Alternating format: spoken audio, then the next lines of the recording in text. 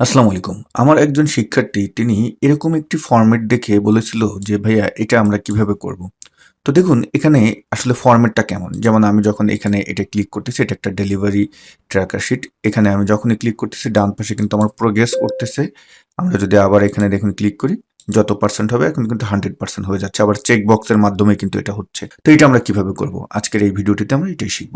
প্রথমত আমাদের যেখানে আমরা চেক বক্সটি তৈরি করতে চাচ্ছি সেই রেঞ্জ পুরোটা সিলেক্ট করব। রিবন বার থেকে ইনসার্ট মেনুতে যাব এবং এখানে দেখবেন কন্ট্রোলস গ্রুপ, এখানে চেক বক্স আছে। চেক বক্সটা ক্লিক করলে চলে আসবে।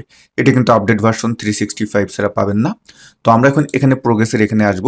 চেক বক্সে ক্লিক করলে কিন্তু ট্রু এবং ফলস আসে। এজন্য আমরা এখানে ইকুয়াল টাইপ করব। তারপরে কাউন্ট ইফকে আমরা টাইপ করব এবং রেঞ্জ দিব এই যে আমাদের যে ৩ টা চেক বক্স আছে এই এরিয়াটা। এই রেঞ্জ কমা যদি কি হয় ট্রু হয় মানে আমরা ট্রু কয়জন আছে সেটা জানতে চাচ্ছি ব্র্যাকেট ক্লোজ দিব। তাহলে এই ফাংশনটা আমাদের কি দিচ্ছে? এই ফাংশনটি কিন্তু বলতেছে যে চেক বক্সে ক্লিক করলে সেটা কয়টা হচ্ছে এইটা দিচ্ছে। তা ধরুন আমরা এখন চেক বক্সে যেই কটাই ক্লিক করবে সেটার উপরে আমরা ভাগ দিব।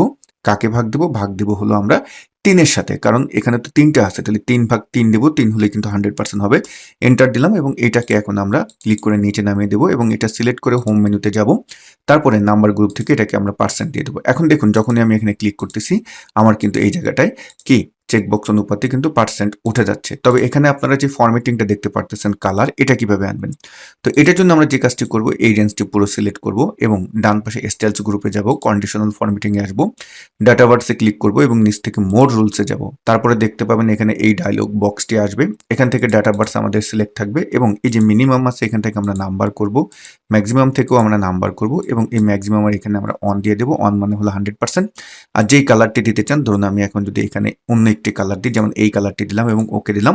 তাহলে এখন দেখুন আমি যখনই এখানে ক্লিক করতেছি ওই অনুপাতে কিন্তু আমার এটা ফিল হচ্ছে। দেখুন। তো এটা দারুণ একটি ফরম্যাট। তো ডিয়ার ভিউয়ার্স আপনারা যারা আমাদের কাছ থেকে Microsoft Excel, Word, PowerPoint, Power BI, Power Query এগুলো শিখতে চান, চাইলে আপনারা আমাদের কোর্সে অ্যাডমিশন নিতে পারেন অথবা আমাদের ফেসবুক পেজ এবং ইউটিউব চ্যানেল ফলো এবং সাবস্ক্রাইব করে রাখতে পারেন। তাহলে আমরা যখন এই রিলেটেড টিপস অ্যান্ড ট্রিক্স গুলো আপলোড দেব আপনার কাছে নোটিফিকেশন চলে যাবে। আপনি কিন্তু সাথে সাথে এগুলো দেখে শিখে নিতে পারবেন।